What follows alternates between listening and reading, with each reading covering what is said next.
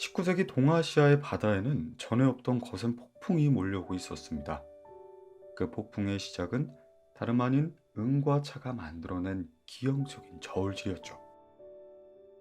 청나라의 찻집에 매료된 영국은 막대한 은을 지불하며 무역 적자 늪에 빠집니다. 기울어진 저울을 다시 맞추기 위해 당시 대영 제국이라 불리던 그들이 선택한 방법은 너무나도 비열하고 잔혹했는데요. 바로 총칼보다 더 치명적인 파메르시안, 아편을 이용했던 거죠. 달콤하고 검은 연기가 나라의 뿌리를 병들게 했고 끝내 아편 전쟁이란 참극의 막이 오르게 됩니다. 그리고 이것은 단순한 무력의 충돌이 아닌 오만했던 중화 사상이 서구의 서늘한 한포 앞에 무너져 내린 동아시아 세계관의 붕괴로 이어졌죠. 이렇게 무너져 내린 자존심의 폐허 속에서 누군가는 눈을 떠야만 했습니다. 청나라학자 위원은 서양의 강대함이 어디서 나오는지 그 근원을 파헤치며 해국도지라는 방대한 책을 엮어내죠. 바다 너머의 사람들, 그 낯선 세계를 기록한 이 책은 우물 안의 개구리였던 동아시아에 던져진 거대한 나침반과도 같았어요. 하지만 역사의 아이러니는 여기서 시작됩니다. 정작 이 나침반을 만들어낸 청나라는 먼지 쌓인 서구의 일을 방치한 반면 바다 건너 일본은 이 책을 탐욕스럽게 읽어내려갔습니다.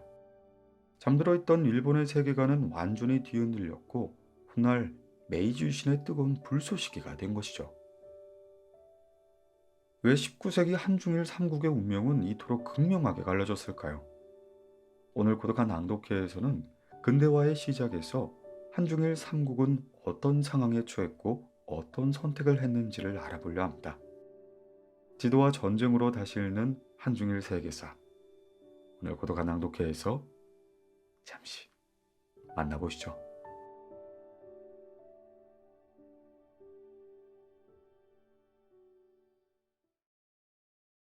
지도와 전쟁으로 다시 읽는 한중일 세계사. 무역 불균형이 초래한 비열한 참극, 아편 전쟁.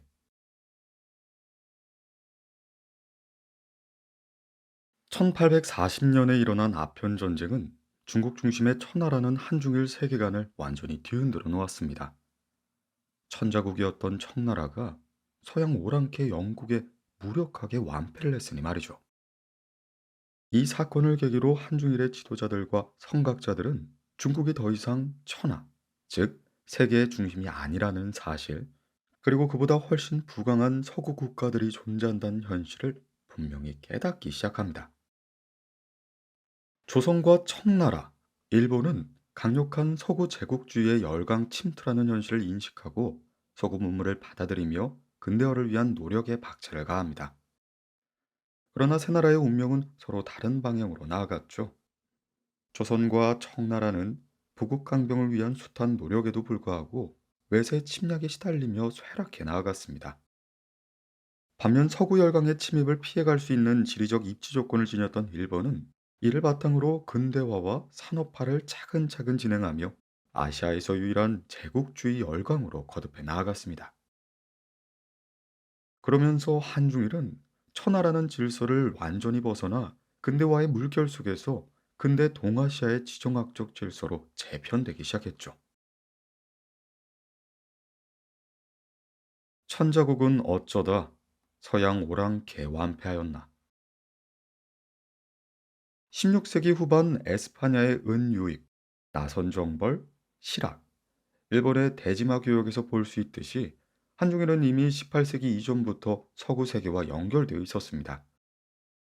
또한 17세기 명청 교체 이후 비록 명나라의 천하와는 질적으로 상당 부분 달라졌지만 여전히 청나라를 중심으로 한 천하라는 정근대 세계의 지정학적 질서 속에 있었죠.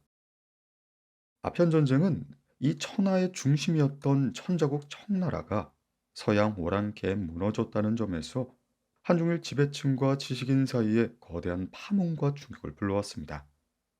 허나 그 여파는 단순한 충격에 그치지 않았죠. 아편 전쟁에서 패배한 청나라는 서구 세력을 선택적으로 걸러내고 받아들일 능력을 상실했고, 이는 중국 중심 동아시아의 정근대적 지정학 질서와 국제관계를 근본적으로 붕괴시키는 계기가 되었습니다.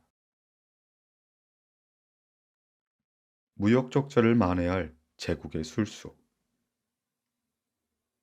19세기 초 영국은 산업혁명을 선도하고 나폴레옹 전쟁에서 승리하며 유럽 최강국으로 자리매김했습니다.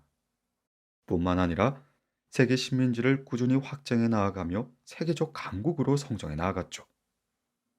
그런 영국에게 청나라는 눈엣 가시와도 같은 존재였습니다. 영국 내 경제 성장과 함께 차, 비단, 도자기 등의 중국산 재화의 수요는 늘어났지만 청나라는 영국의 자유무역 요구를 수용하지 않았거든요. 그러다 보니 영국의 대청무역 수지 적자는 날이 갈수록 커져만 갔습니다. 영국은 중국산 사치품의 대가로 은을 지불했고 수입이 늘어날수록 무역 적자와 함께 귀금속인 은 유출도 확대되는 악순환이 심화됐던 것이었죠. 이로써 영국은 대충 무역 적자를 해소하는 일이 시급했습니다. 메카트니 사절단의 파견 역시 바로 이러한 배경에서 이루어진 것이죠. 다만 청나라의 조정은 메카트니 사절단의 요구를 단호히 거절합니다. 영국 역시 동아시아의 대국을 상대로 전쟁을 벌이는 일은 부담이 매우 크기도 하고 승산도 희박하다고 판단을 했어요. 당시 청나라는 막대한 인구를 바탕으로 수공업 제품을 대량 생산하고 있었고 그 결과 산업혁명이 막 궤도에 오른 영국의 공산품은 청나라 시장에서 큰 경쟁력을 갖기 어려웠습니다. 심지어 영국이 청나라에 수출하던 인도산 면직물도 청나라산 면직물 생산량이 증가하면서 가격 경쟁을 서서히 이뤄갔고요. 이러한 상황에서 영국 정부가 내놓은 묘책은 아편의 밀수출이었습니다. 아편은 당시 마취제로도 쓰였지만 강한 중독성과 환각작용 때문에 이미 서구에선 위험한 약물로 여겨졌어요. 마침 영국은 아편의 주요 산지인 인도를 차례로 식민지하여 인도 대부분을 속국이나 식민지로 삼아가던 터였습니다. 인도에서 생산한 아편을 청나라에 밀수출한다면 아편 중독자가 급증하고 그 대가로 은이 지불되어 빠져나간 은을 회수할 수 있다고 본 것이죠. 선화의 소멸을 알린 신호탄, 백령국치의 시작. 그렇게 영국은 18세기 후반부터 청나라에 아편을 수출하기 시작합니다. 얼마 지나지 않아 청나라 전역엔 아편 중독이 빠른 속도로 확산됐죠. 사태의 심각성을 인지한 청나라 조정은 1799년 아편 금지령을 내리고 강력한 단속에 나섰지만 별다른 성과를 거두지 못했습니다. 또한 이 시기 국가기강이 해이해지면서 한족 비밀 결사인 백령교도의 난이 일어났고 영국이 막대한 자금을 투입해 조직적으로 아편 밀수출을 주도하자 단속은 더욱더 어려워졌습니다. 그렇게 제8대 황제 도강제 재위기에 이르러 아편 문제는 감당하기 어려울 만큼 심각해졌고요. 청나라 조정은 1838년 청백리로 명성이 높던 인칙서를 흠차 대신으로 임명해 아편 밀수의 주요 통로였던 광둥성에 파견하게 됩니다. 임칙서는 마약상을 상대로 단속한 끝에 2만 상자가 넘는 막대한 양의 아편을 압수하게 되고요. 영국의 대청 아편 밀수출은 당시의 기준에서도 지극히 비윤리적인 행위였으며 영국 내부에서도 이를 비판하는 목소리가 나올 정도였습니다. 다만 1839년 영국 의회는 사유재산 아편과 자유무역, 아편 밀무역 침해에 대한 응분의 조치를 명분으로 결국 중국과의 전쟁을 결의하게 되죠. 찬성 271표, 반대 262표, 불과 9표 차의 접전이었습니다.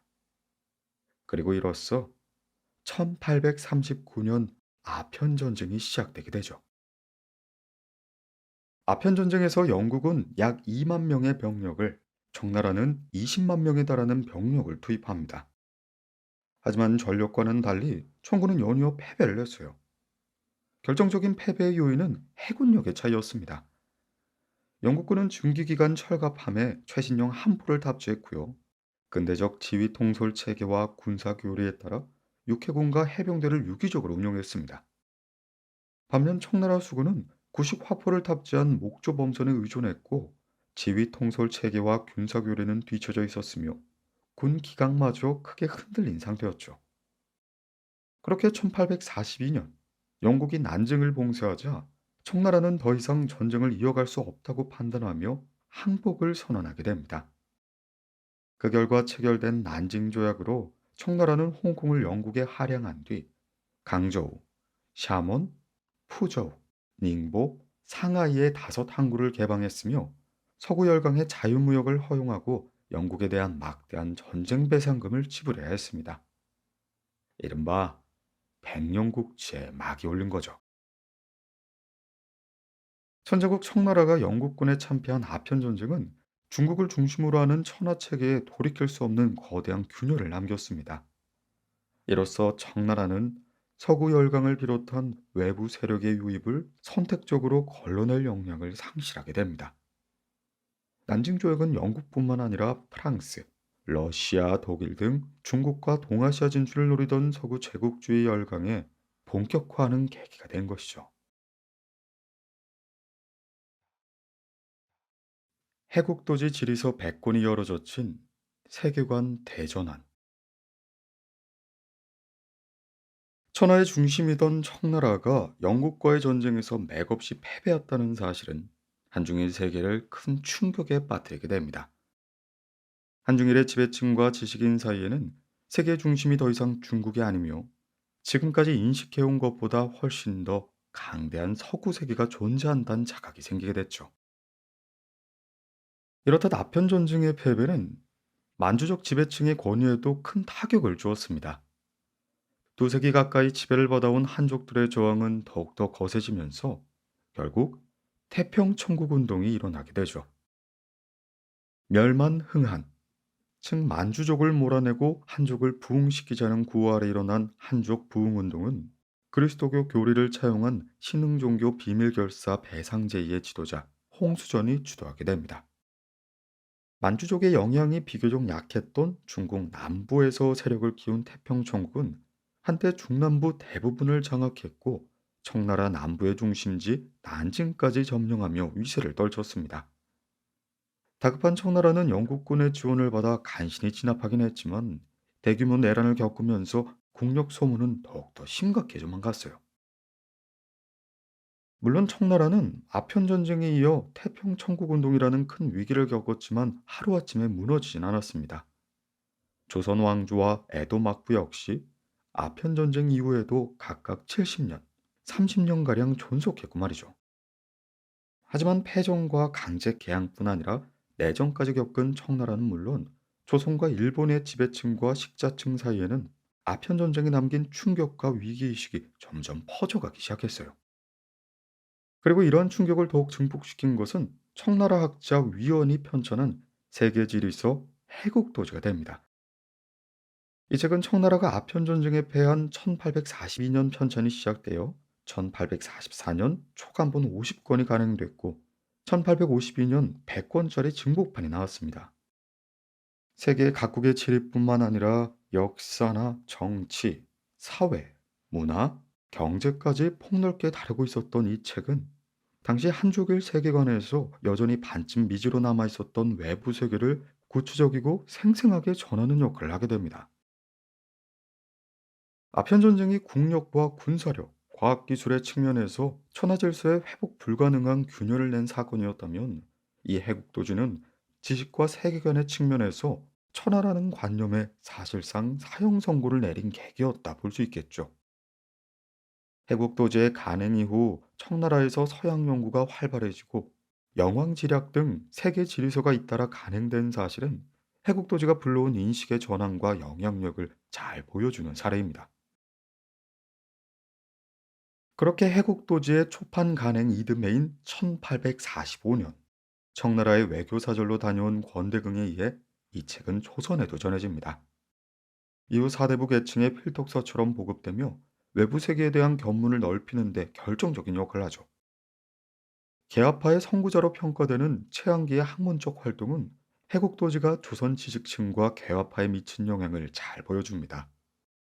그는 직방외기, 영왕지략, 정약용의 지고도설, 신유한의 해유록 등을 참고하고 해국도지의 내용을 바탕으로 한 세계지리서 지구전요를 저술하기도 했죠.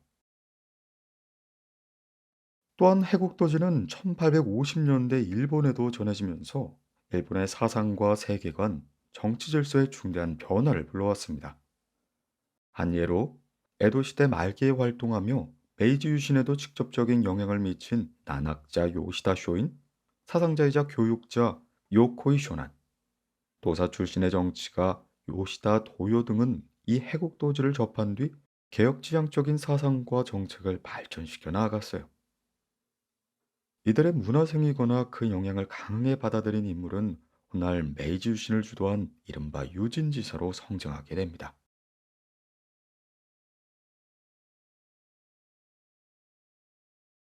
지리적 입지가 갈라놓은 19세기 한중일 근대화의 다중 스케일.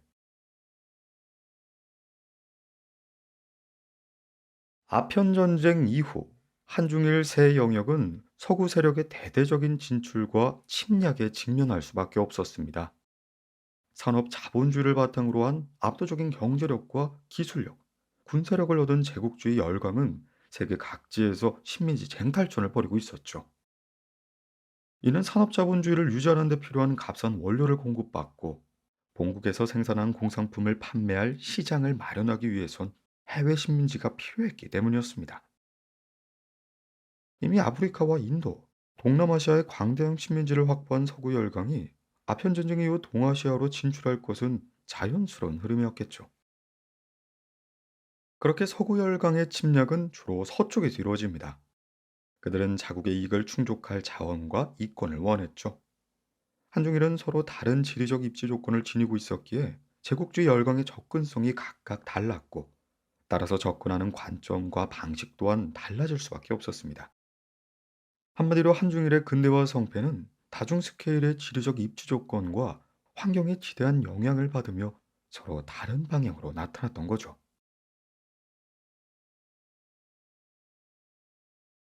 잠자는 사자에서 동아시아의 환자로 전락한 대륙. 그렇다면 메카트니 사절단이 청나라 조정에 자유무역을 요구한 까닭은 과연 무엇이었을까요? 영국을 비롯한 서양 국가들이 얻을 수 있는 자원과 재화가 중국에 매우 풍부했기 때문이었습니다. 비단과 차, 도자기 같은 중국산 품목은 오래전부터 서구에서 귀하게 여겨졌고, 보스턴차 사건과 아편 전쟁에서 알 수 있듯이 18세기에서 19세기에는 중국 상품에 대한 수요가 크게 증가하던 때였습니다. 서구 열강 입장에서 청나라, 특히 무역에 유리한 해안지대는 막대한 이익을 기대할 수 있는 매력적인 땅으로 보였던 거죠. 제국주의 시대의 지정학 질서는 서구 열강이 청나라에 간섭하고 침공할 이유를 더해줍니다. 19세기 중후반 서구 열강은 인도를 넘어 천연 자원이 풍부하고 인구가 많은 동남아시아로 침략 방향을 돌리고 있었어요. 중국의 중남부 해안지대는 남중국해를 통해 이 지역과 맞닿아 있었죠. 제국주의 열강이 침략하기 유리한 지리적 조건을 갖추고 있었던 겁니다. 여기서 프랑스가 세력을 확대하던 인도차이나 반도의 베트남은 전통적으로 청나라를 비롯한 중국의 여러 왕조와 조공책봉 외교 관계를 맺은 지역이었습니다. 이로써 청나라와 서구 열강 간의 충돌은 피하기 어려운 흐름이었던 거죠. 아편 전쟁 이후에도 청나라와 영국, 프랑스 사이의 충돌은 계속되어 갔습니다. 영국은 청나라의 무역 확대와 아편 합법화를 강요했고요. 이는 제2차 아편 전쟁으로 이어지죠. 한편 베트남을 침략해 차례로 보호령과 식민지로 편입하던 프랑스는 베트남을 완전히 지배하기 위해 명목상 그 종주국이던 청나라와 전쟁을 벌이게 됩니다. 이것이 바로 청푸전이 되죠. 아이고, 청나라는 이 전쟁에서도 모두 완패를 하게 됩니다. 세락해가는 가운데 마지막 영향력을 유지하던 베트남마저 완전히 프랑스의 보호령으로 넘어가게 된 것이죠. 하지만 사실 청나라는 이미 18세기 말부터 쇠퇴 조짐을 보이고 있었어요. 내부의 부패, 한족의 이반, 걸륭제 시기에 무리한 대외 원정에 따른 재정난이 누적되어 있었기 때문이죠. 여기에 아편 전쟁과 이후 서구 열강과의 연이어온 전쟁, 그리고 태평천국 운동까지 겹치면서 몰락은 돌이킬 수 없는 단계로 접어들게 됩니다. 청나라 북쪽 만주 일대는 또 다른 제국주의 열강인 러시아의 위험에 정면으로 노출되어 있었습니다.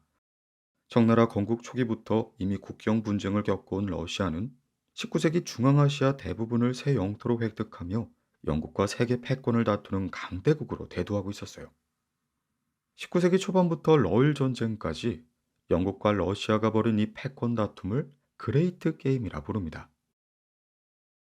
러시아가 쇠퇴한 오스만 제국을 압박해 흑해를 장악하고 지중해로 진출하려던 시도는 크림 전쟁의 패배로 한때 좌절되지만 이후 튀르크와의 전쟁에서 승리해 오스만 제국을 굴복시키고 그 지배 아래 있었던 슬라브계 민족들을 독립시켜 우방으로 만들게 됩니다.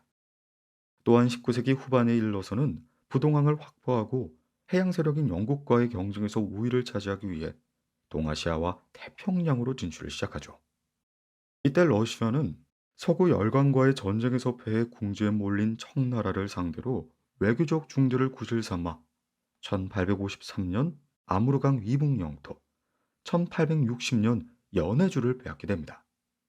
이후 연해주에 군항 블라디보스토크를 세워 태평양과 동아시아의 진출에 거점을 마련하게 되죠. 태평 천국의 난, 그리고 양무운동의 한계.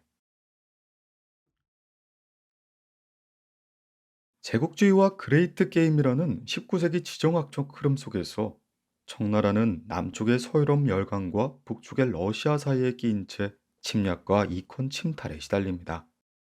주요 도시와 항구에는 서구 열강의 치해법권지대인 조계지가 설치되었고 수많은 해안과 내륙 하천의 항구에는 조약항이란 이름으로 개항을 강요당했죠. 심지어 연해주마저 러시아에게 넘어갔습니다. 한때 세계 최강국이었던 청나라가 이처럼 외세 침탈에 시달리며 동아병부, 즉 동아시아의 환자라는 불명예스러운 칭호까지 얻게 됩니다. 물론 청나라가 이러한 상황을 수수방관한 것만은 아니었습니다. 태평 청국의 난 진압을 주도한 이홍장, 증국본, 좌종당 등 고위 관료는 1861년부터 이른바 양무운동을 벌입니다. 청나라의 문화와 체제는 유지하되 서구의 우수한 과학기술, 특히 군사기술을 대대적으로 도입해 부국강변을 이루려는 시도였어요. 그리고 이 양무운동은 나름의 성과도 거둡니다. 한 예로 1871년 이용장이 설립한 근대식 함대 북양주사가 청나라에서도 손꼽히는 권신이었던 그의 막대한 재정 지원에 힘입어 1880에서 90년대 동아시아 최강 해군으로 성장해 나아갑니다. 또한 자종당은 1876년 신장에서 위구르족이 일으킨 반란을 진압하며 신장이 오늘날 중국 영토로 이어지는 데 결정적인 공헌을 하게 되죠. 다만 이미 부정부패의 비율이 깊이 뿌리내린 구체제를 근본적으로 개혁하지 않은 채 서구의 물질적인 요소만을 받아들인 양무운동은 그 한계가 몹시 뚜렷했습니다. 강력하고 값비싼 무기를 도입하는 일은 가능했을지 몰라도 정근대적 사회구조와 문화가 그대로 남아있었기에 산업화라든지 자본주의의 발달처럼 완전히 근대적으로 개혁할 수가 없었던 거죠. 19세기 중후반 청나라는 제국주의 열강에게 매력적인 지리적 입지 조건을 지닌 나라였습니다. 아편 전쟁 이후 서구 열강을 상대로 연전연패한 청나라는 이미 심각해진 내부 문제와 외환까지 더해지며 잠자는 사자에서 동아시아의 환자로 전락하게 되죠. 외운외환 속에서도 공고한 기득권과 구시대적 체제와 문화는 쉽게 바뀌지 않았고 이는 청나라의 회복 가능성을 더욱더 약화시키게 됩니다. 그리고 그 사이 과거 천하의 변방에 있었던 섬나라는 조용히 힘을 키우기 시작했죠. 무너져가는 천자국 자리를 대신해 한중일의 새로운 주역으로 떠오를 준비를 차근차근 진행하고 있었던 겁니다.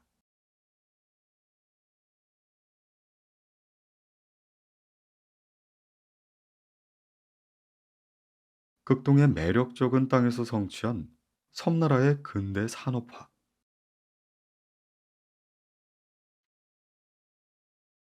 참으로 작은 나라가 개화기를 맞이하려 한다. 메이지 시대와 러일 전쟁 시기 일본을 다룬 시바 료타료의 대하 소설 언덕 위의 구름에 나오는 문장입니다. 일본 전역의 면적은 약 37만 8천 제곱킬로미터로 영국의 1.5배, 한반도의 1.4배, 남한의 4배에 이릅니다. 영토 대국은 아니지만 참으로 작은 소국이라 부르기도 어렵죠. 하지만 당시 일본의 지리적 위치를 제국주의 세계 질서에 관련지어 살펴보면 일본은 참으로 작은 나라까지는 아니더라도 참으로 외진 나라임엔 분명합니다. 일본은 아시아 북동부에 위치한 섬나라입니다. 동남아시아나 중국에 비해 천연 자원도 풍부하지 않죠. 물론 17에서 18세기에 은이 풍부했다지만 19세기 무렵 일본의 은은 대부분 고갈되어 갔습니다. 무엇보다 산업 자본주의 경제에 전력을 기울이던 제국주의 열강 입장에서는 지리적으로 가깝고 고무, 석탄, 석유, 주석 등 산업의 필수 자원이 풍부한 동남아시아가 훨씬 더 매력적인 지역이었어요. 게다가 아무리 제국주의 열강의 경제력과 군사력이 막강하다 하더라도 일본과 동남아시아를 식민지하고 중국의 이권을 침탈하는데 시간과 자원이 상당히 소요될 수밖에 없었습니다. 영국과 프랑스 입장에서 일본은 침략의 우선순위에도 들지 못했던 거죠. 그런 일본과 지리적으로 가장 가까운 제국주의 열강은 바로 러시아였습니다. 실제로 일본은 19세기 초반 바다를 통해 러시아의 침입을 겪게 됐죠. 더욱이 19세기 후반 러시아는 부동항을 확보하고 그레이트 게임에서 우위를 접하기 위해 태평양 방면으로 진출을 꾀하고 있었습니다. 세계적인 강국 러시아가 본격적으로 침공할 경우 일본은 국가 존망의 위기에 내몰릴 수밖에 없었죠. 물론 러시아는 19세기 말까지 일본에 심각한 위협을 주지 않았습니다. 러시아와 일본 사이에는 만주, 즉 청나라 영토가 있었기 때문이었죠. 러시아 입장에서 태평양에 진출하려면 일본이 앞서 러시아와 육지로 이어진 만주 일대를 장악하는 편이 훨씬 현실적이고 효과적이었습니다. 19세기 중후반 중국으로부터 연해주를 할양받고 만주의 세력을 투사한 까닭도 바로 이 때문이었어요. 연해주를 완전히 러시아 영토로 만들고 만주에서 러시아의 영향력을 확고하는 데에는 당연히 많은 노력과 시간이 필요했습니다. 유럽과 아시아에 걸친 거대한 대륙 국가이고 영토 면적만 보면 아시아 영토가 유럽 영토보다 훨씬 광대하지만 그 중심부는 아시아가 아닌 유럽 러시아로 볼 수 있겠죠. 그러다 보니 러시아가 동남아시아에 할양할 수 있는 역량엔 한계가 따를 수밖에 없었던 겁니다. 자, 일본으로 한번 넘어가 보죠. 일본은 1853년 미국 해군 동인도 함대 사령관 페리 제독의 무력 시위에 굴복해 서구 열강에 강압적으로 개항하게 됩니다. 하지만 미국이 일본을 식민지나 속국으로 삼기엔 두 나라 사이의 거리가 너무 멀었어요. 게다가 미국에서는 연방의 통합과 중앙정부의 권한을 중시하는 북부, 그리고 각주의 독립성을 강조하는 남부 사이의 갈등이 극에 달해 남북전쟁으로 이어지게 됩니다. 이 와중에 미국이 일본을 속국이나 식민지로 삼을 여유는 없었던 거죠. 그렇게 남북전쟁의 후유증을 수습한 미국이 일본보다 훨씬 작고 동쪽에 위치한 하와이를 병합한 해는 일본이 국력을 크게 키운 1889년의 일입니다. 침략은 없는 성공적 서구화. 이렇듯 일본의 지리적 위치는 제국주의 열강이 쉽게 침략할 수 있는 것도 그들에게 특별히 매력적인 지역도 아니었습니다. 덕분에 일본은 에도 막부가 미국을 비롯한 서구 열강의 압력에 굴복해 권을 잃은 뒤에도 식민지나 속국으로 전락하지 않았죠. 대신 오랫동안 유명무실했던 천황과 왕실의 권을 되살리는 왕정복구 운동인 메이지 유신을 성공적으로 이어갈 수 있었습니다. 애초에 존왕양이, 즉 천황을 옹립하고 서양 오랑캐를 배척한다는 보수적 목표 아래 시작된 메이지 유신이 서구 문물을 대대적으로 들여오면서도 그들의 침략은 받지 않았던 지리적 상황 속에서 서구화와 근대화를 동시에 이끌어가게 됩니다. 이처럼 일본은 제국주의 열강이라는 외세의 치명적 위협을 지리적 위치 덕분에 비껴갈 수가 있었던 겁니다. 메이주신을 통해 에도 막부라는 구체제를 무너뜨림으로써 근대화를 가로막던 제도적 장애물도 제거한 일본. 그 결과 1870년대 이후 빠른 속도로 근대화에 이룩하게 됩니다. 1880년대 일본에서는 대규모 면직물 공장이 잇따라 설립되면서 영국산 면직물을 국내 시장에서 거의 밀어내게 돼요. 이어 1890년대 후반에는 조선과 청나라로 면직물을 대량 수출하는 면직물 수출국 자리에까지 오르게 되죠. 영국산 공장제 면직물이 인도의 수공업 면직물 산업을 몰락시키고 인도 경제를 영국에 종속시켜 식민지로 삼았음을 고려하면 일본이 이처럼 단기간에 근대화 체제로의 전환을 이룬 것은 기적에 가까운 성과였습니다. 그리고 일본의 공장제 면직물은 영국이 인도를 상대로 그랬던 것처럼 조선의 수공업 면직물 산업에 심각한 타격을 입히고 결국 조선이 일제 식민지로 전락하는 데에도 큰 영향을 미치게 됩니다. 이처럼 서구 열강의 침투가 상대적으로 어려웠던 지리적 조건 속에서 추진된 일본의 근대화. 외적으로는 매우 빠른 성공을 거둔 듯 보였지만 내적으로는 또 다른 한계를 안고 있었습니다. 무엇보다 국가의 경제력과 국력의 성장에 비해 시민계급의 성장이 제대로 이루어지 못한다는 게 함정이었죠. 정부의 주도하에 근대화가 강력하게 추진되는 가운데 정경 유착과 같은 부조리가 심각해졌고요. 시민과 노동자 계급은 정치와 경제 중심부에서 소외되어만 갔습니다. 그러다 보니 메이지 유신을 통해 근대 국가로 거듭난 일본은 출발부터 다분히 권위주의적이고 국가주의적인 체계와 문화를 강하게 띠게 되죠. 이는 훗날 일본은 물론 동아시아 전체가 거대한 침략 전쟁의 소용돌이에 휘말리는데 상당한 영향을 끼치게 되죠.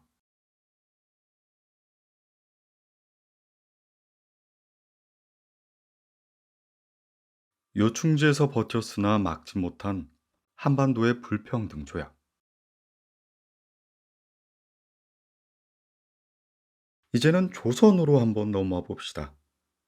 19세기 조선의 지리적 입지 조건은 청나라와 일본에 비하면 상대적으로 열강의 침략이 늦어질 수 있는 환경이었습니다.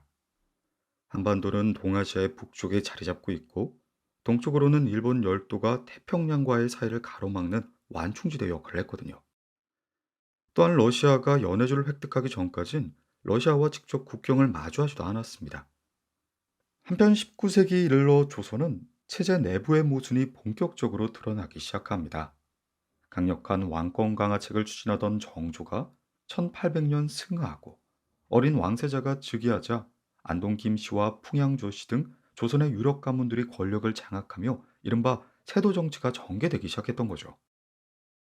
이로써 왕권은 크게 약해졌고 부정부패는 날이 갈수록 심각해져만 갔습니다. 이러한 정치적 부조리 속에서 사회 모순이 깊어지면서 홍경래의 난과 같은 밀란이 곳곳에서 발생되기 시작했죠. 하지만 세도 정치의 부조리와 잇따른 밀란에도 불구하고 강력한 중앙 집권 국가였던 조선 체제가 곧바로 붕괴될 조짐이 보인 건 아니었는데요. 밀란은 온전한 혁명으로 이어지지 못한 채 어떤 식으로든 모두 진압되었거든요. 이러한 정치 사회적 상황 속에서 등장한 흥성대원군은 부국 강병을 내세우며 대외적으로는 세국 정책을 추진하고 대내외적으로는 강력한 왕권 강화와 천주교 박해를 시행하게 되죠. 한편 세국 정책을 유지하면서도 국방력의 강화를 위해 서구 군사기술의 도입과 연구에도 적극적으로 나서기 시작했고, 이는 병인양요와 신미양요에서 조선군이 프랑스와 미국의 정예함대를 격퇴하는 성과로도 이어졌습니다. 다만 체제의 모순이 완전히 해결되지 않은 상황에서 철저히 조선 왕조 체제의 수호를 목표로 한 흥선대원군의 개혁에는 분명히 한계가 있었어요. 한 예로 흥성대원군은 일본에서 근대식 대포를 수입해 이를 복제함으로써 서구의 침공에 대비하려 했지만 우수한 대포를 충분히 확보하려는 계획을 실현하는 데는 성공하지 못했습니다. 조선의 공업 생산 능력과 공학 기술 자체가 서구는 물론 이미 근대화를 추진 중이었던 일본보다 현저히 뒤처져 있었기 때문이었죠. 완벽에 가까운 대변혁이 뒤따른다 하더라도 서구의 과학기술과 자본주의를 따라잡으려면 상당한 노력과 시간이 필요하기 마련입니다. 하지만 조선 왕조 체제의 근원적 변화가 없는 피상적인 근대화 시도는 이러한 변혁을 이루긴 어려웠던 거죠.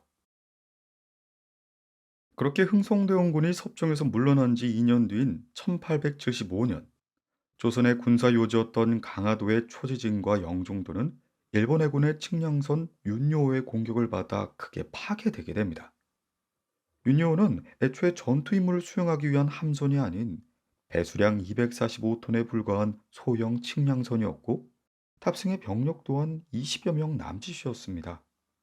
하지만 그럼에도 불구하고 몇 년 전 프랑스와 미국 함대를 침공까지 격퇴했던 강화도의 조선군은 이를 제대로 대응하지 못했죠.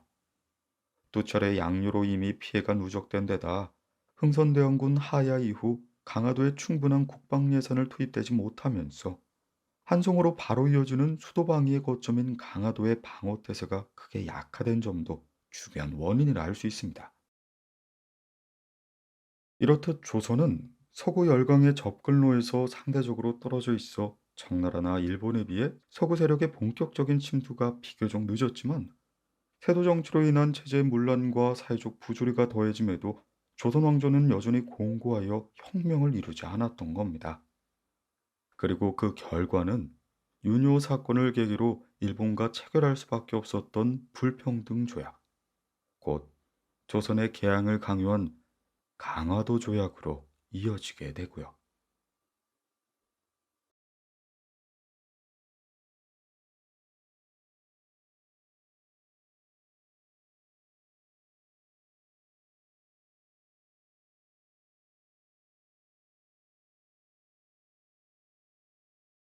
전선범의 한국사 테라피, 매국, 조선시대 비운의 베타메일, 이완용. 우리 민족에게 가장 깊은 상처이자 트라우마, 그리고 한으로 남은 사건은 누가 뭐래도 역시 일제강점기의 경험일 겁니다. 다행히 이제 우리에게는 과거를 직시할 수 있는 힘과 자부심이 생겼죠. 최근 헌법재판소 판결문에서 대한국민이란 표현을 마주했을 때 가슴이 웅장해졌습니다. 지난 세기 동안 한국인들은 스스로를 대한국민이라 부르기조차 힘들 만큼 큰 상처를 겪었기 때문일 겁니다. 하지만 이제는 비로소 그 아픈 역사를 있는 그대로 꺼내볼 때가 되었죠. 사실 한국사 테라피를 기획하면서 가장 다루고 싶었던 주제가 바로 이 일제강점기와 한국전쟁이었습니다. 오늘의 질문을 시작으로 한국사의 치유를 위한 대화를 본격적으로 풀어보죠. 가장 유명한 친일파이자 매국노의 대명사, 그야말로 친일파의 아이콘이라고 하면 역시 을사오적의 리더격인 이완용이 됩니다. 그런데 이완용이 나쁜 놈의 대명사인 건 알겠는데 그가 왜 나쁜지 그 이유를 구체적으로 알고 계시나요? 실제로 이완용은 나라를 팔아넘긴 대가로 막대한 부를 쌓고 죽기 전까지 호의호식하며 살았죠. 그런 우리나라 근현대사에서 부정할 수 없는 배신과 탐욕의 결정체로 군림하고 있습니다. 하지만 단순한 증오와 혐오만으론 얻을 수 있는 게 별로 없습니다. 이완용이 왜 그런 선택을 했고 그런 선택이 왜 잘못되었는지를 이해해야만 진정한 테라피를 이룰 수가 있죠. 사실 우리나라에는 정부가 공식 인증한 친일파 명단이 나와 있습니다. 누가 언제 어떤 행위로 친일파가 되었는지 선과 악의 관점에서 분명하게 구분하고 있죠. 하지만 역사학자의 시각으로 깊이 들어가다 보면 인간이란 존재는 그렇게 단순하지 않고 훨씬 복잡합니다. 물론 이완용은 누가 봐도 명백한 친일파이지만 많은 이들이 모르는 사실이 있는 거죠. 그가 독립협회 회장이었으며 독립문 건립에 조선인 중 가장 많은 돈을 후원했다는 점, 심지어 독립문 현관을 쓴 사람이 이완용이라는 설이 유력하다는 사실 말입니다. 나라를 팔아먹은 매국노가 독립협회 회장이었다니 선뜻 이해하기 힘든 대목이죠. 더 모순적인 사실은 이완용은 정작 일본어를 전혀 못했다는 점입니다. 흔히 친일파라고 하면 일본어에 능통했을 것 같지만 그는 우리가 상상하는 전형적인 친일파의 이미지와는 완전히 딴판이었던 거죠. 이완용은 일본인과 대화할 때조차 철저히 영어로만 소통을 했고요. 심지어 이토 히로부미와 이야기를 나눌 때도 영어로 사용했습니다. 주미 대한제국 공사관에 근무하며 미국에서 생활을 했던 이완용은 영어가 매우 유창했죠. 일본이 한국을 병합한 후 일본의 고위 관료이자 귀족으로 살아가면서도 그는 죽을 때까지 일본어를 배우지 않았습니다. 이완용의 생애를 찬찬히 뜯어보면요, 그 이유를 어느 정도 알 수가 있습니다. 우리가 친일파라는 하나의 이름으로 누군가의 선택과 고민을 묶어버리면 역사를 통해 얻을 수 있는 귀한 통찰을 놓치기가 쉽습니다. 이완용이라는 인물 역시 편견을 잠시 내려놓고요, 그의 입장에서 한번 들여다봅시다. 적어도 본인들에게만큼은 논리적으로 타당했던 지점들이 보일 겁니다. 그리고 이 논리를 이해할 때 친일이란 매국 행위에 대해 더 현명하게 반박할 수 있지 않을까요? 한국 사회에 왜 이런 인물이 탄생했는지 그 논리를 정확히 이해해야만 비극의 재발을 막을 수 있을 테니 말이죠. 이완용과 서재필, 같은 조건, 다른 선택. 이완용은 서재필과 비슷하게 몰락한 양반 집안에서 태어났죠. 알고 보면 두 사람은 1882년 과거급제 동기일 정도로 당대 최고의 똑똑한 엘리트들이었습니다. 하지만 서재필은 갑신정변으로 가족을 모두 잃은 비극을 겪었다면 이완용에게는 그와는 결이 다른 개인적인 트라우마가 있었습니다. 바로 10살이란 어린 나이에 집안을 잇기 위해 양자로 입양된 경험이죠. 이완용은 조선의 유교적인 가부장 시스템 안에서 깊은 내면의 상처를 입은 인물이었습니다. 진부의 손에 이끌려 흥선대원군의 측근이자 실세였던 이호준의 집안으로 입양됐죠. 어린 시절부터 양아버지에게 인종받아 후계자 자리를 지켜야 한다는 강박과 배다른 형제들과의 생존 경쟁 속에서 극심한 압박을 겪으며 성장한 이완용은 그 과정에서 대의보단 처세와 권력을 통해 가문을 보존하라는 양부의 가르침을 평생의 숙명으로 삼게 되었습니다. 서재필과 달리 철저한 성리학적 세계관에 갇혀 서양 문물에는 무관심했던 그는 양반으로서의 기득권과 신분 질서, 재산을 지키는 것을 최우선으로 여긴 지독한 수구파로 성장을 했던 거죠. 그리고 이러한 폐쇄적인 사고방식은 급변하는 세계 정세 속에서 그를 오직 안위만을 계산하는 기회주의자로 만들었습니다.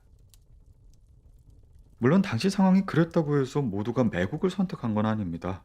서재필은 일본에서 개화 문물을 보고 혁명을 꿈꿨지만 결코 친일파가 되지 않았죠. 오히려 친미파의 길을 선택했습니다. 반면 이완용은 과거 급제 후 1887년 주미 조선공사관 직원으로 부임해 3년 동안 미국에 머물며 영어를 완벽히 익혔습니다. 일찍이 신식 문물을 접하며 미국 대통령과 직접 대화할 기회까지 가졌죠. 하지만 그는 미국에 매료되었을지언정 서재필이 지향했던 미국의 정신인 민주주의나 공화주의는 철저히 거부했습니다. 양자로 들어가 온갖 눈치를 보며 어렵게 과거의 급제에 사회적인 지위를 얻었는데 백성의 주인이란 사상이 얼마나 위험천만해 보였겠어요. 민주주의의 민자만 들어도 그는 경기를 일으켰을 겁니다. 자신의 기득권을 위협하는 위험한 발상이었기 때문이었죠. 결국 그가 미국에서 얻어온 것은 새로운 시대 정신이 아닌 세계 정세를 읽는 기민한 안목과 유창한 영어뿐이었습니다. 그렇게 1890년 조선으로 돌아온 이완용. 이때 청일전쟁과 더불어 우리 역사에 씻을 수 없는 상처인 을미사변을 목도하게 됩니다. 일본 낭인들이 궁궐에 난입해 왕의 부인을 시해한 이 충격적인 사건 속에서 이완용은 고종을 러시아 공사관으로 피신시키는 아간 파촌을 주도적으로 기획하게 되죠. 아관은 러시아 공사관을 뜻하고요. 파촌이란 임금이 전란 등의 급박한 사유로 한양을 떠나 다른 곳으로 피란하는 사태를 뜻합니다. 당시 아관에 있던 정동 일대에는 서양 외교관과 선교사들이 모여 살며 이른바 정동파라는 세력을 형성하고 있었는데 미국 근무 경험과 유창한 영어를 갖춘 이완용 역시 자연스럽게 이 흐름에 합류하게 됩니다. 청나라가 힘을 잃은 상황에서 일본을 견제할 유일한 대안은 러시아라는 판단 아래 철저한 기회주의자였던 그는 당시의 대세였던 러시아에 몸을 맡긴 것입니다. 러시아는 부동항 확보와 북한 지역의 목재 자원 등 경제적 이권을 노리며 조선 진출을 꾀하고 있었습니다. 이완용은 이 점을 놓치지 않고 러시아 공사관에 우리가 일본에 넘어가면 당신들의 이권도 끝나니 내가 고종을 데리고 공사관으로 피신하겠다는 파격적인 제안을 던집니다. 러시아 공사관 안에 왕이 머물게 되면 일본으로서도 침범 시 러시아와의 전쟁을 각오해야 했기 때문에 함부로 움직이지 못할 거란 계산이었죠. 고종은 신변의 안전을 보장받고 러시아는 일본을 효과적으로 견제할 수 있다는 이해관계가 맞아떨어지면서 이완용이 기획한 아관 파초는 결국 성공을 거두게 됩니다. 이 비극적이고 우스꽝스러운 국왕 피신 작전을 성공시킨 공로로 이완용은 왕의 두터운 신임을 얻습니다. 이후 1897년 2월 20일까지 무려 1년 9일간 조선의 왕은 경복궁을 비우고 아간에서 머물게 되죠. 이완용은 당시 독립문을 세우고 독립신문을 발행하던 독립협회의 주축이자 정동파의 일원으로서 나라의 개혁과 개화를 논하고 있었습니다. 다만 그 이면을 들여다보면요, 결코 러시아나 미국을 진심으로 지지한 건 아니었습니다. 그에게 외세를 이용한 일본 견제나 왕의 보호는 결국 자신의 권력을 공고히 하고 더 높은 자리로 올라가기 위한 철저한 생존과 처세수단, 그 이상이야도 아니었던 거죠. 이런 의미에서 그는 친일파도 친러파도 아닌 철저한 친자신파였다고 볼 수 있습니다. 자신이 속한 대한제국의 질서를 지키고 싶어 했고 양반이란 기득권을 사수했으며 그 안에서 자신의 권력과 재산을 보호하는 것이 일생일대의 미션이었던 겁니다. 이 시기까지만 해도 그는 일본을 좋아하긴커녕 오히려 일본을 견제하기 위해 러시아에 기댄 전형적인 칠러파이자 독립협회 회장이었습니다.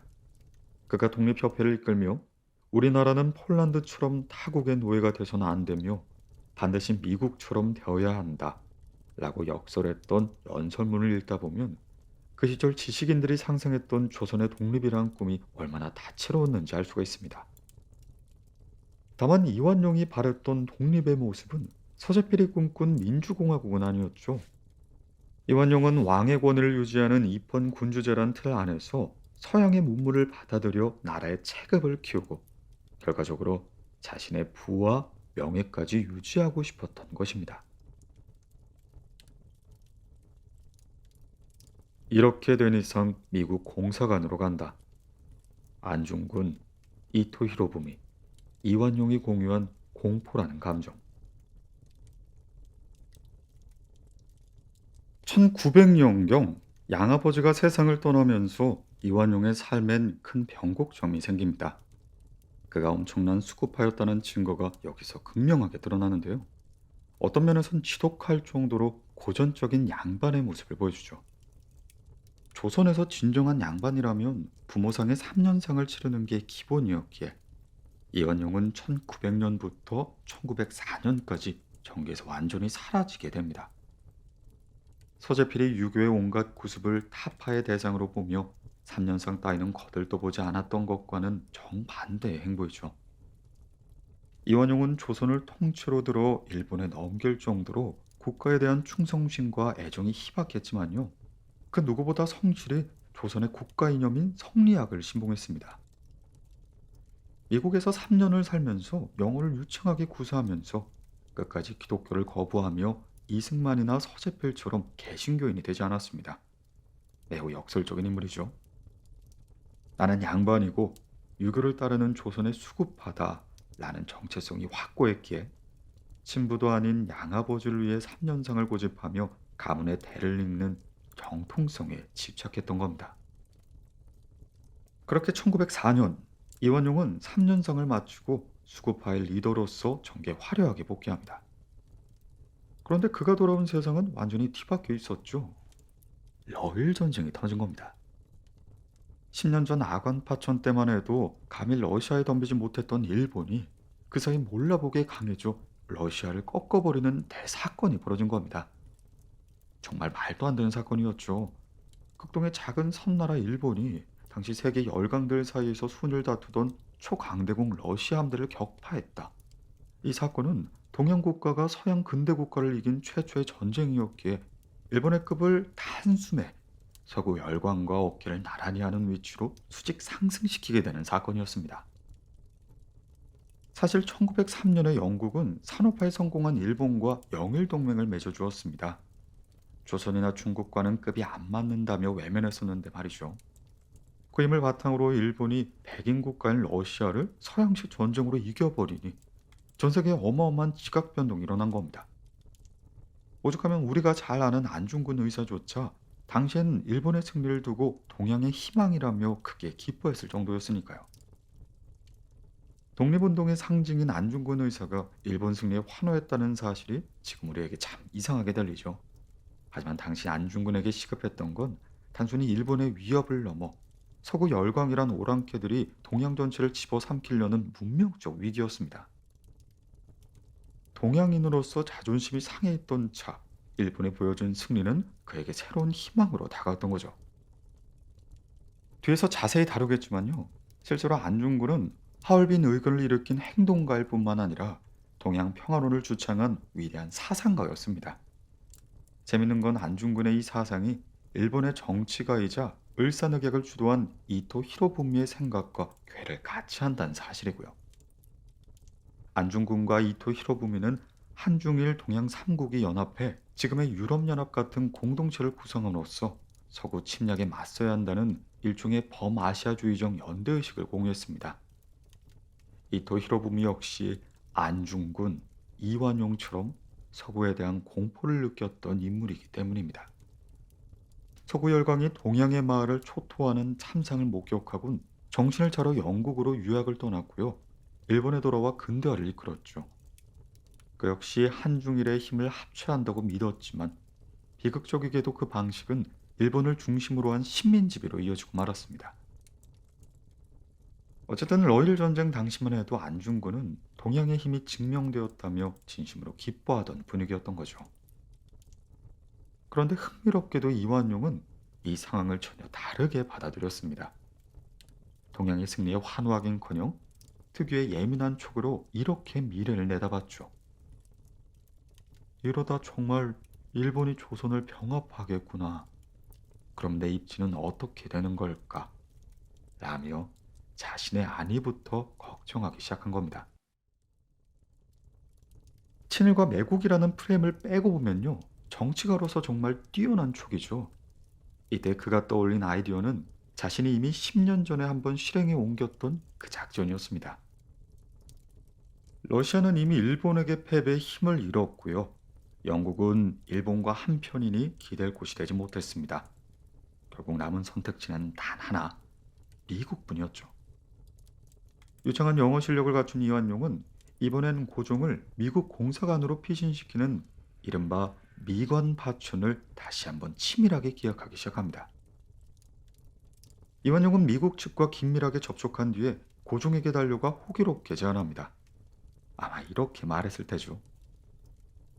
폐하, 10년 전 제가 아관 파촌을 성공시켰던 일을 기억하시는지요?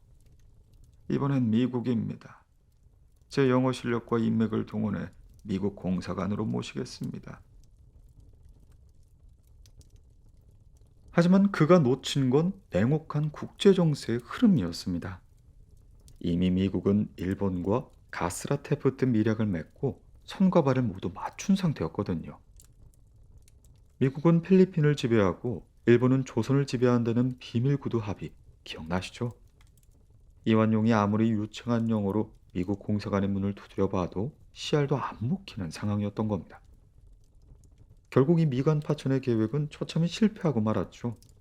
왕 앞에서의 체면은 구겨질 대로 구겨졌고 자칫하면 고종의 눈밖에나 권력의 중심에서 완전히 밀려날 위기에 몰렸던 겁니다.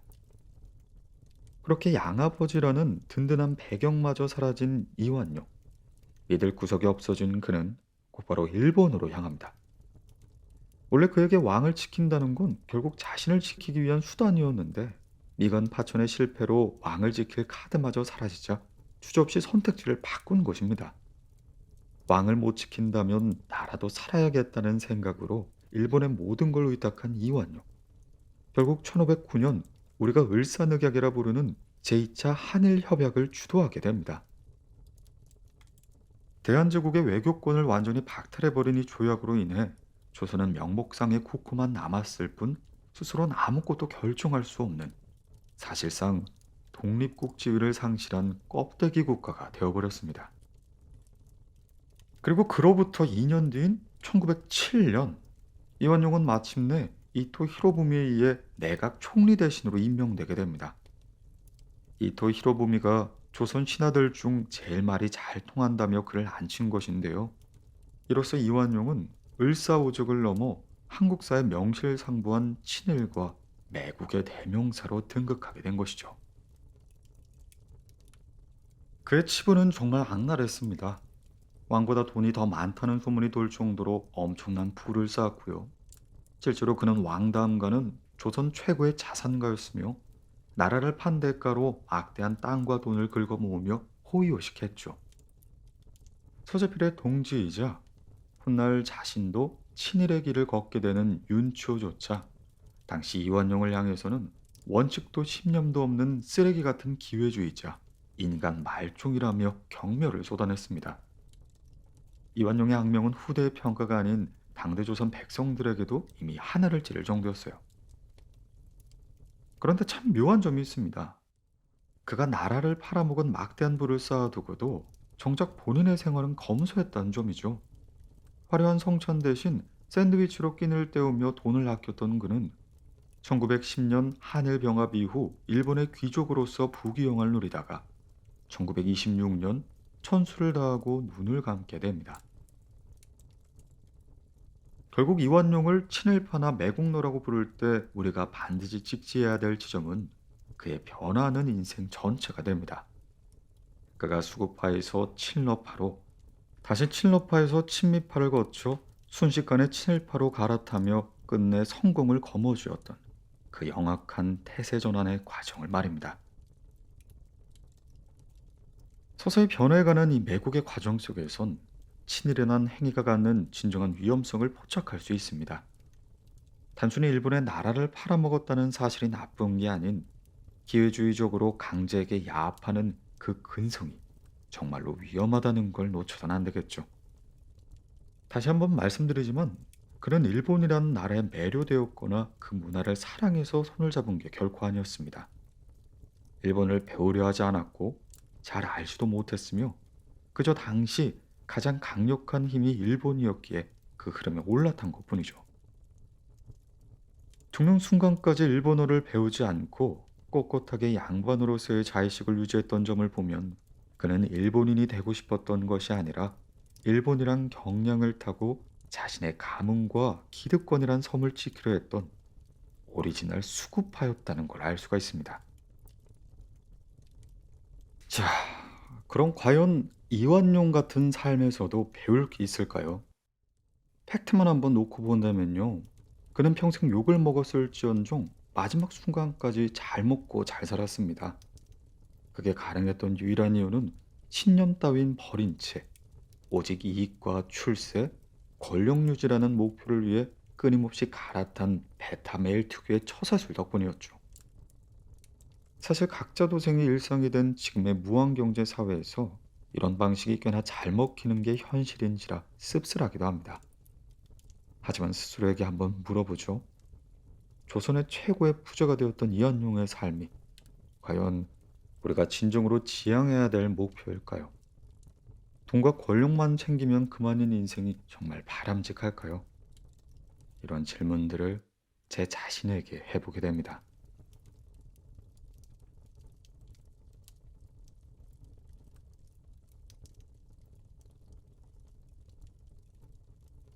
우리는 그들을, 그들은 우리를 용서할 수 있을까? 모든 치유의 시작은 관계로 인해 발생한 상처를 들여다보는 일에서 출발합니다. 사랑받지 못했거나 믿었던 이에게 배신을 당했거나 혹은 참혹한 폭력 속에서 소중한 일을 잃었을 때 생기는 깊은 흉터를 말이죠. 지난 시간엔 우리 역사 최고의 빌런으로 이완용을 꼽았지만 사실 그는 앞잡이였을 뿐 그 뒤에서 몰래 판을 짰던 진짜 몸통은 따로 있었습니다. 바로 이토 히로부미가 되죠. 재밌는 건요. 이토 히로부미가 기획하고 설계한 한일 합병 프로젝트가 1910년 한일 병합 조약으로 결실을 맺었지만요. 정작 병합을 주도했던 이토는 1년 전인 1909년 죽는다는 사실입니다. 그는 1910년 일제강점기 이후 식민지 조선에 부임한 총독도 아니었고요. 그 뒤로도 수많은 악랄한 총독들이 거쳐갔지만 한국인들의 뇌리 속에는 제국주의 일본의 끝판왕 빌런은 이토 히로부미라는 인식이 박혀 있죠.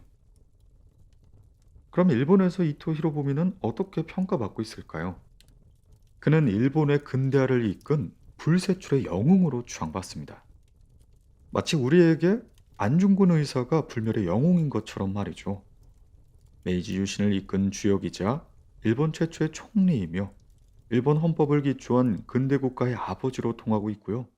불과 30년 전까지만 해도 일본의 천행권 집회 모델이 바로 이토 히로부미였으니 그들에게 우리나라의 세종대왕이나 태계 이왕 같은 위인 중 한 명인 셈입니다. 안중근 역시 한국사에서 갖는 위상은 말할 것도 없이 대단하죠. 그의 삶은 영화나 뮤지컬로도 끊임없이 제작될 만큼 이순신 장군과 더불어 영웅의 대명사로 꼽힙니다.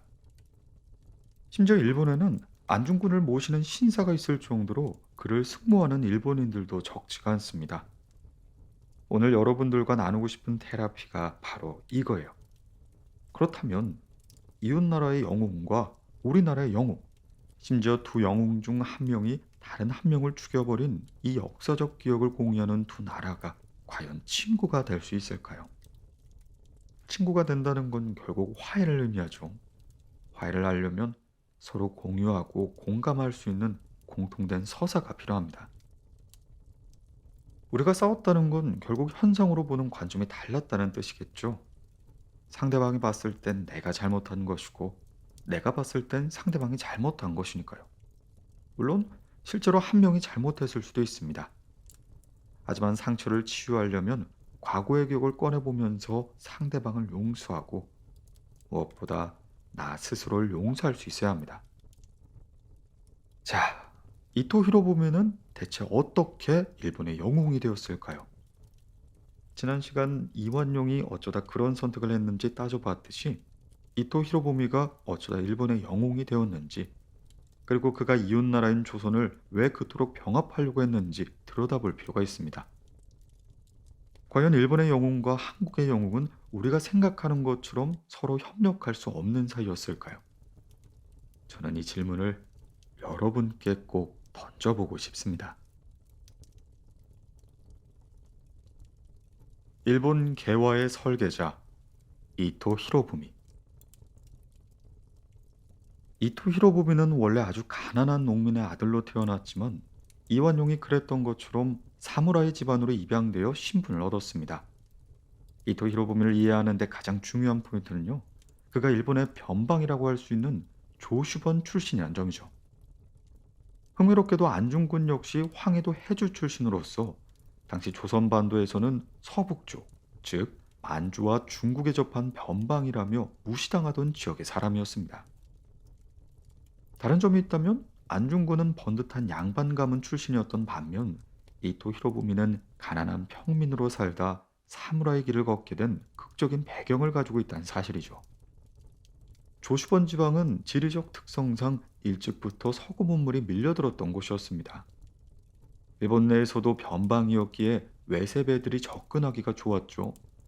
그곳엔 일본 개화의 선구자로 불리는 요시다 쇼인이라는 인물도 살고 있었습니다.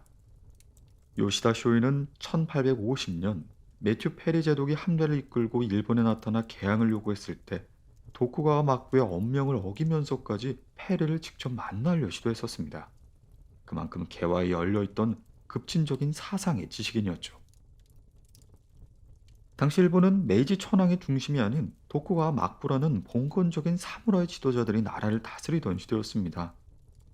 그들은 서양에 들어온 미국 함대를 두 눈으로 직접 보고도 나라를 잠근 채 쇄국을 고집했죠.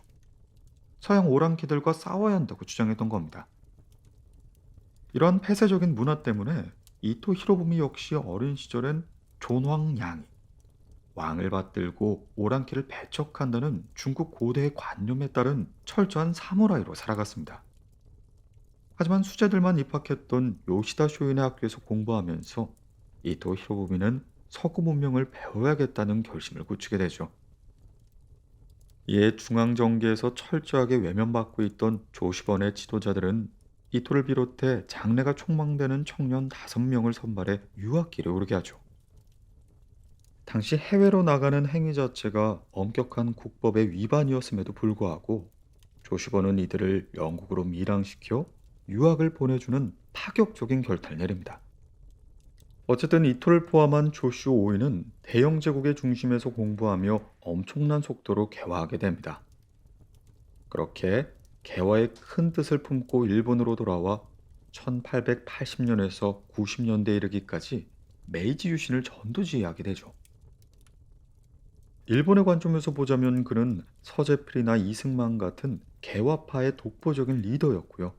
누구보다 먼저 서양 문명의 위력을 실감한 인물이었습니다.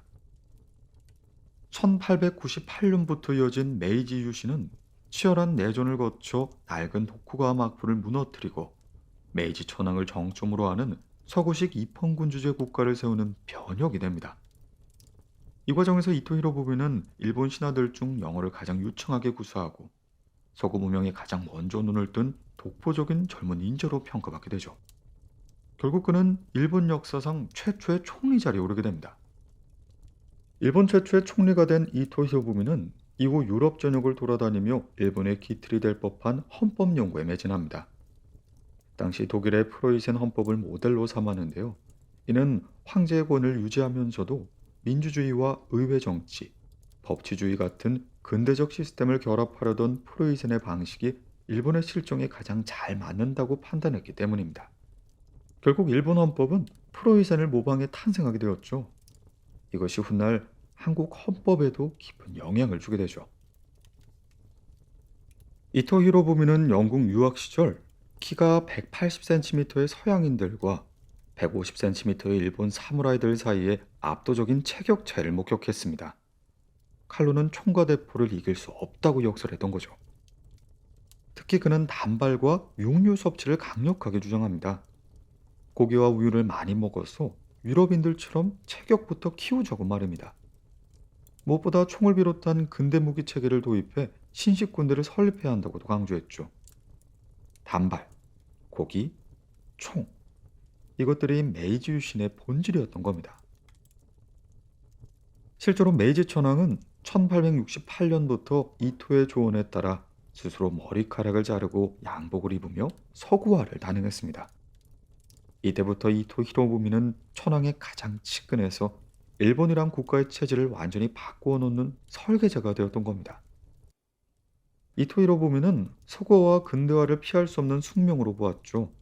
그는 일본이 서구화되지 않고 러시아나 영국, 미국처럼 강해지지 않는다면 결국 그들에게 먹힐 것이라고 생각했습니다. 실제로 목격한 영국과 프랑스는 전 세계를 무대로 땅 따먹기를 하고 있었죠. 그렇게 1863년 영국 유학 시절 20대 이토가 품었던 일본의 꿈은 1903년 영국과 일본이 동맹을 맺으면서 현실이 됩니다. 영국인 친구가 많았던 이토에게 세계 최강대국과 동맹은 자기가 설계가 옳았음을 증명하는 무척이나 자랑스러운 결실이었을 겁니다. 그리고 그의 꿈은 1904년 일본의 해군이 러시아의 발트 함대를 격파하며 절정에 달하게 됩니다. 평민 농부의 아들로 태어나 보수적이고 폐쇄적인 일본의 정근대 시대를 뚫고 근대화를 직접 이끌어낸 마침내 세계 최강대국 중 하나인 영국과 동맹을 맺고 러시아와의 전쟁에서 승리하기까지 했으니 이토 히로부미의 자부심은 대단했을 겁니다. 그리고 그때부터 이토 히로부미는 일본이 영국처럼 제국의 중심이 되어 아시아를 점령하고 일본의 강력한 리더십 아래 하나의 통합된 힘으로 석구 열강과 맞서겠다는 패권적인 구상을 갖게 되죠. 사실 이토 히로부미는 일본 내부에서도 상대적인 온건파에 속했습니다. 일본 군부 중심의 강경파들이 조선을 즉각 식민지로 만들자고 몰아붙일 때 실용주의자였던 이토는 조선을 직접 통치하는 것이 일본에게 너무 큰 비용과 부담이 될 것이라 판단했던 겁니다. 당시 일본 인구가 4천만 명이었는데 조선 인구는 그 절반인 무려 2천만 명에 달했습니다. 프랑스가 식민지를 관리하듯 일본이 조선을 직접 다스리기엔 역량이 한참 부족하다고 본 것이죠. 그래서 그는 조선을 보호령으로 삼아 외교권만 가져오게 됩니다.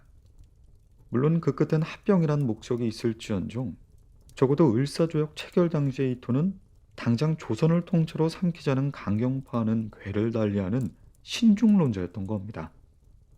실제로 이토가 하얼빈에서 저격을 당해 사라지자 일본 내 강경파들이 득세하기 시작했고 결국 그 다음해인 1910년 강제합병이 이루어지게 된 것이죠. 우리는 원래 평화로운 존재였다. 이제 한국과 일본은 친구가 될 수 있는가? 라는 처음의 질문을 다시 던져봅니다. 내 나라와 내 민족이란 선명한 경계가 존재하는 현실에서 한국과 일본은 과거의 깊은 상처를 치유하고 유럽 연합과도 같은 동반자가 되는 게 가능할까요? 일본과 조선의 숙적처럼 느껴지기도 하지만 두 나라가 정면으로 충돌한 대규모의 전쟁은 약 400년 전인 인진왜란이 거의 유일합니다. 그 긴 세월 동안 외구의 노략질과 같은 갈등은 있었을지언정 국가 대 국가로서의 전쟁은 극히 드물었던 거죠. 서재필이나 이승만 같은 개화파가 꿈꿨던 근대화를 일본이 먼저 실행했다는 점은 정말 대단해 보일지 몰라도 그 과정에서 타국에 가한 고통을 직시한다면 과연 그 방식이 정당했는가에 대한 질문을 던져보게 될 것입니다. 치유와 화해에 이르기 위한 양일 한국의 공통적인 서사가 더 단단하게 쌓일수록 비로소 두 나라가 과거를 넘어 친구가 될 수 있을 테죠.